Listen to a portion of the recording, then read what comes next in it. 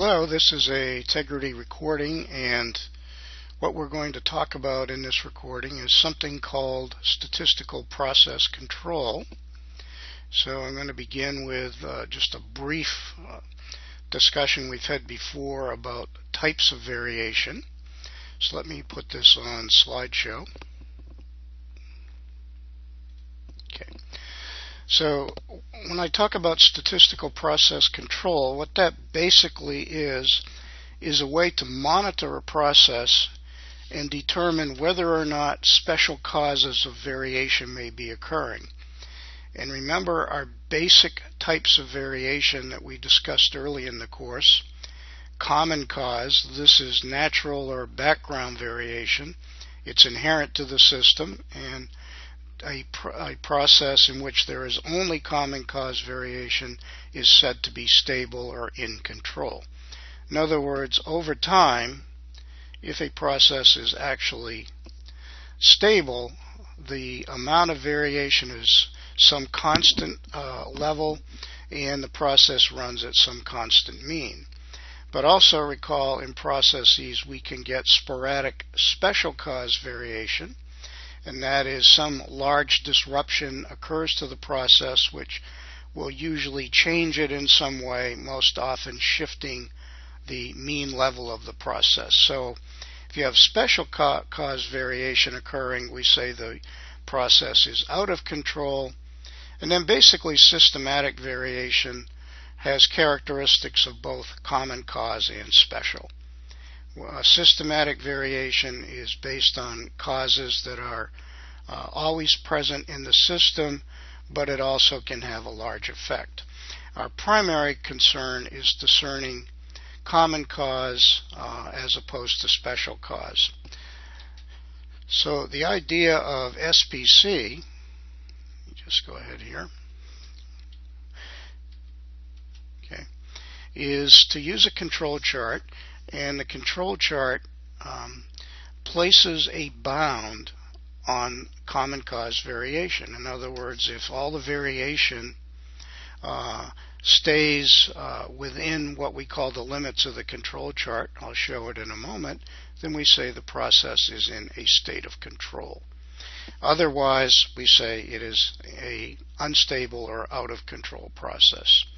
So we're going to primarily use control charts for what we call process control. That is monitoring the process, determining if special causes occur, and if they do, figuring out some course of action. So when you look at a control chart, there are three basic elements to them. They're pretty straightforward. In fact, the idea of these charts go back 100 years to Dr. Walter Shewhart, who pioneered the use of statistical methods in manufacturing and services. And what Shewhart noticed were that people in manufacturing were constantly reacting to noisy measurements and making unnecessary adjustments to equipment in the process. And as we explained earlier, this is called tampering, and it causes increased variation. It doesn't limit it. So he developed a control chart as a way to discern when the process is in a state of control. You should leave it alone. Do not intervene or make adjustments. And the control chart says as long as you're in control, things are fine. But if something's out of control, then you take action. So there are basically four elements to the control chart. A statistic you plot over time. In the first case, we'll do an average. A time axis that gives you time order. A center line, which is the overall process average. And control limits, which show basically the limits of variability. SPC generally is based upon the normal assumption, and as you recall, for a normal distribution, plus or minus 3 standard deviations of the mean covers 99.73% of the variation that you can observe. So if you are in a state of control, control limits are placed at plus or minus 3 standard deviations of the center line. The reason for that is that covers most of a normal distribution. If something plots beyond the control limits, then we suspect that some type of special cause has occurred. Okay. So as I said, Dr. Walter Shewhart invented the methods, and in fact the charts are often called Shewhart charts. And we're going to start with a very basic but still very useful type of chart called an X-bar chart. Okay. And X-bar comes from the fact that you plot the average at each time period. So recall in statistics, a symbol with a bar over the top of it is called X-bar, or the average. So people in quality decided they would just call these X-bar chart. So that tracks where the process is running on average. Okay, it can tell you if a shift in the mean level has occurred. Along with that, we often plot a standard deviation or range chart, and that monitors the amount of variation occurring in the process. So if the X-bar shows a shift, the mean has shifted. If the S or R chart shifts, that indicates that the overall level of variation has increased. Again, for an in-control process, the total amount of variation is constant, excuse me, and the average is constant. So to plot these statistics, X-bar and the standard deviation or range, Shewhart said you needed to use what are called rational subgroups. Essentially, all that means is on a regular basis, you go out to this service or this process that's manufacturing, and you take a sample. And he said, take the sample such that the observations are most alike. That is, there should be no opportunity for a special cause of variation to occur while you're taking the sample. Okay. So his reason for rational subgrouping simply meant they are most alike. As an example, if you're manufacturing, and I'll show this in a moment, piston rings, and every hour you measure 5 piston rings, Shewhart would tell you, take 5 piston rings that come off the machine at the same time or very close to each other. That's the rational subgroup. Don't go out and take a random sample of all the parts that have been made over the last hour. The reason for that is your sample may now contain a special cause variation, meaning the variation in the sample is too large because it has common and special cause variation. So Shewhart said we need to be sure the sample contains only common cause variation. The control limits are based on common cause variation. Therefore, we do not want the control limits to have any special cause variation contributing to their calculation. So Shewhart's answer was the idea of the rational subgroup. So that's something we'll carry forward in applications of SPC. We'll always try to define samples such that they only contain common cause variation. When we estimate sigma for the control limits, we really want it to only be common cause. Don't let any special causes get mixed up, or your limits will simply be too wide and the chart will be insensitive. Okay. So the X-bar chart, very straightforward.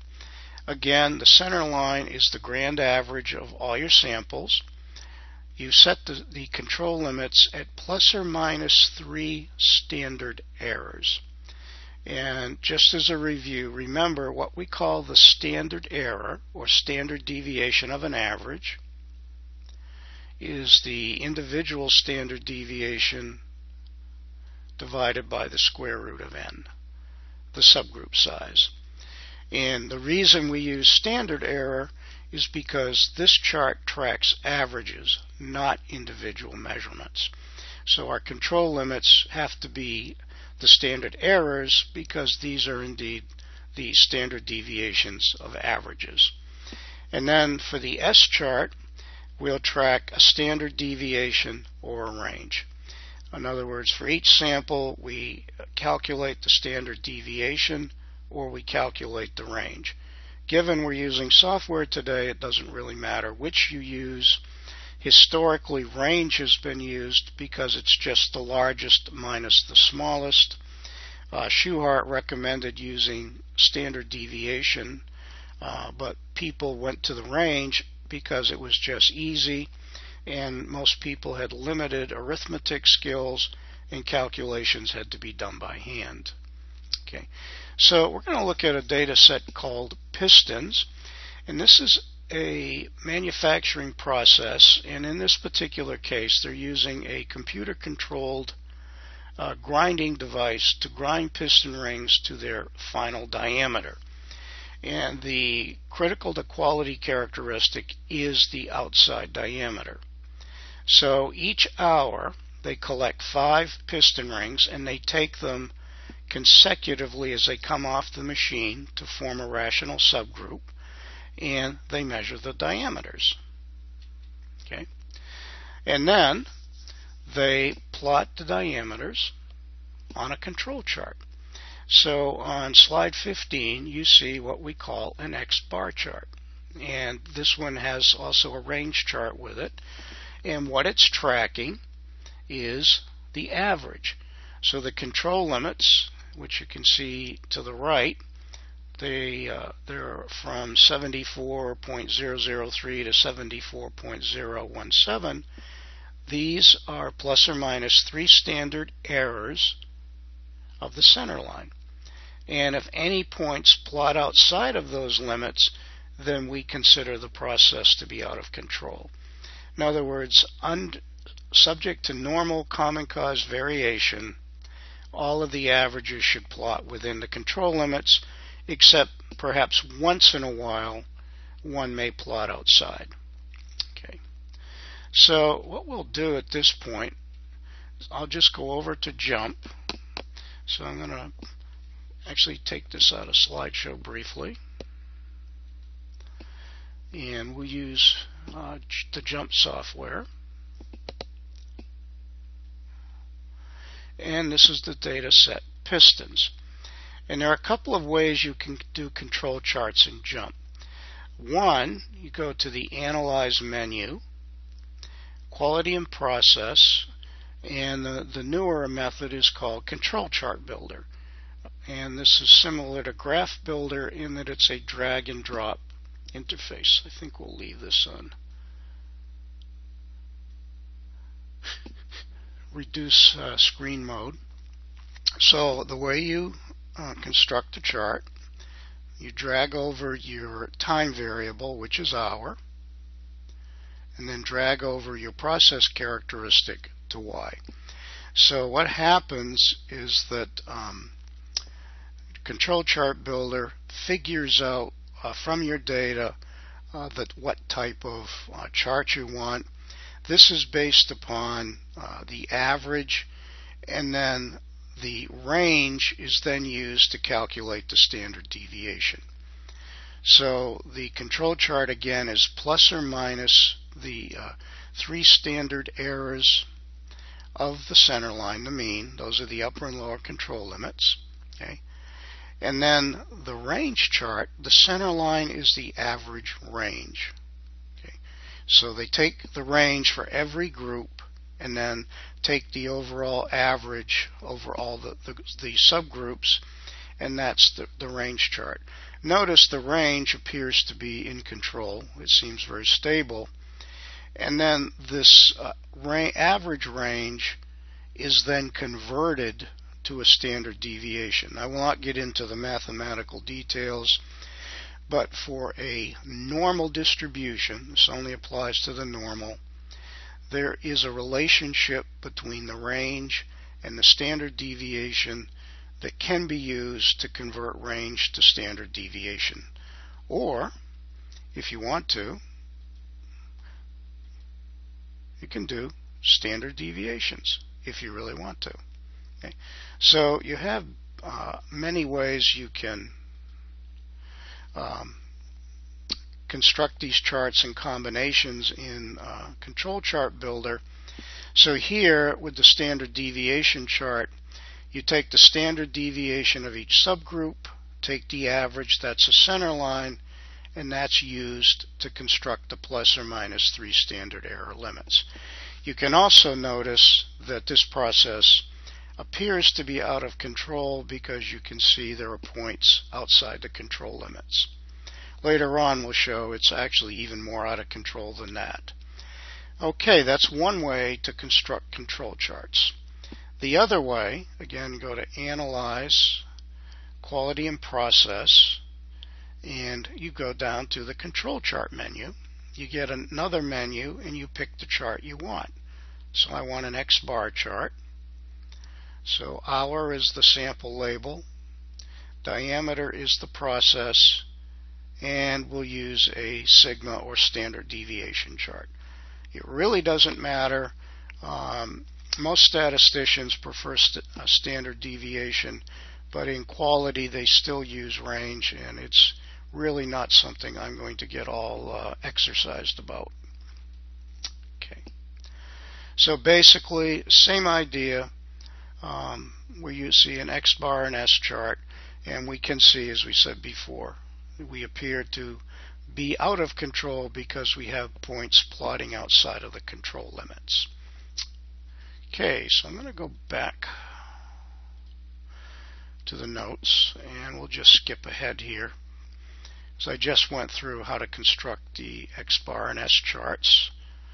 Again, like for the S chart and the R chart, the center line of the S chart is just the average of the standard deviations for each subgroup. Likewise, for the R chart, it's just the standard deviation of the standard deviation. It's the average range of the range for each group. Okay. Now, one of the issues with these control charts are you can have a couple of errors. One, you can get a false alarm. It signals that you're out of control, but it's a random occurrence. And a key point, again, I'll put this on slideshow. And a key point in this, okay, is that for a normal distribution, even if it's in control, about 0.27% of the time, something will plot out in the tails beyond plus or minus 3 sigma. So false alarms do not occur very often. That's the reason Schuhart used the idea of the 3 sigma control limits. On the other hand, sometimes the process is out of control and the chart fails to pick it up. It's a miss. As a matter of fact, using plus or minus 3 sigma control limits, these control charts can actually be pretty insensitive. These charts were really optimized to protect against false alarms and less so misses. So Schuhart's main focus was to prevent false alarms, and that is unnecessarily disrupting a process, delivering goods or services. Okay. So basically, what do? The charts, as I said, can be insensitive. In fact, if the amount of shift that occurs in the mean is less than 1 standard deviation, these charts may take a long, and I mean a long time, even weeks, to catch it. So what do? Well, there's only a couple of ways you can improve power. One would be to increase the subgroup size so it's a more powerful chart, meaning you're more likely to catch a small shift. But larger subgroup sizes typically incur a lot of expense and time, and people are unwilling to go up to a size that might be needed, like 10, 15 as an example. So it turns out in the 1930s, statisticians working for the Western Electric, was a well-known research and development facility that has long since disappeared, came up with an additional set of rules for the control charts to make them more sensitive. The basic rule is if something plots outside of the plus or minus 3 sigma control limits, then the process is considered out of control. In other words, you signal. So they came up with some rules, and the rules are based on the following. Each side of the center line, you construct 3 1 sigma zones, and they always call them ABC. Okay.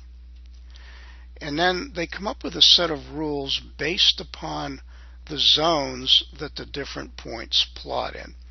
And these lead to a set of tests, and these are available in JUMP, in both control chart platform and control chart builder.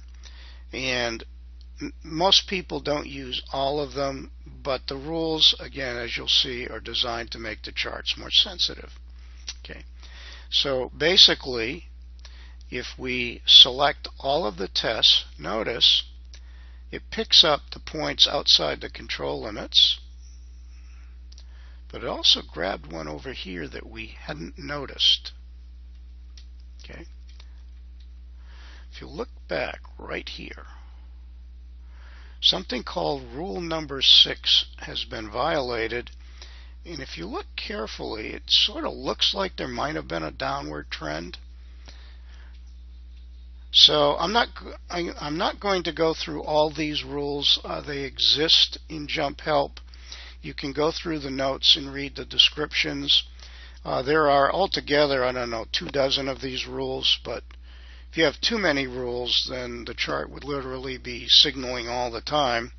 So JUMP gives you the most common ones. Okay. Again, I'm not going to really go through. You can read through the notes and review them yourself. Okay. And no, I don't sit around memorizing them either. So I sometimes will have to look them up. Okay. So again, here we see, using the rules, that indeed we should have signaled much sooner than we actually did. Okay. And by the way, we'll come back to this later. I think you can see there's also a trend going on in the latter part of the control chart. But even these rules are not sensitive enough to pick that up. And in another section, we're going to show you a different approach. Okay. So basically, that's really all there is to what are called X-bar and R charts. A few final rules. A stable process is not necessarily capable. Stable simply means the amount of variation is constant. So you can be very consistent at making very bad products or delivering bad service. You're just very consistent. And in Six Sigma, we consider getting stability the beginning of continuous improvement. If a process is not stable, then until you get it stable, really there's no real way to improve it in the long term. You must get to stability first. Okay? And finally, something else to be careful of. Control limits are not specification limits. Control limits bound natural variation in the process. Spec limits, wherever they come from, are externally imposed on the process, like putting spec limits on the range of permissible piston ring diameters. Those typically don't take variation into account. So be careful, spec limits are not control limits. So, and by the way, the control limits for an X-bar chart apply to averages, not to individuals. Spec limits apply to each individual. So be very, very careful in using control limits, not to confuse them with spec limits. The X-bar chart limits, again, apply to averages. Specs apply to individual measurements. Okay. What we're going to do at this point is discard, end this discussion, and we'll carry on with more discussion of